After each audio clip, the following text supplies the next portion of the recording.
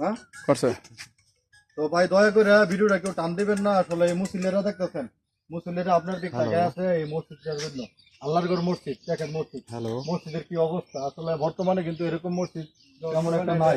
আসলে মসজিদটার দিক তাকাইয়া এই আল্লাহর ঘরের জন্য এই অসহায় মুসলিম গুলো কিন্তু আপনাদেরকে চাইছে আপনারা একটু অনুদান করেন, একটু সহযোগিতা করার জন্য কিন্তু তারা দাঁড়িয়েছে এবং হাত বাড়াইছে। আল্লাহর ঘরটাকে একটু যত্ন করার জন্য কিন্তু তারা সবাই একত্রিত হয়ে হাত বাড়াইছে।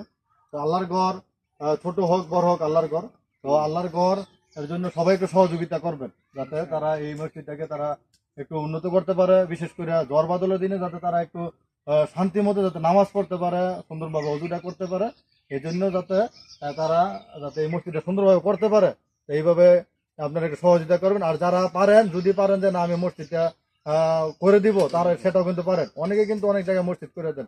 আল্লাহ তাআলা কিন্তু যাকে দিয়েছেন অনেক ধন সম্পদ দিয়েছেন, তারা কিন্তু অনেক জায়গায় দান করার জন্য জায়গা খোঁজেন। তারা এরকম জায়গা খুঁজতেছেন, তারা কিন্তু এখানে দান করতে পারেন এই মসজিদটার মধ্যে।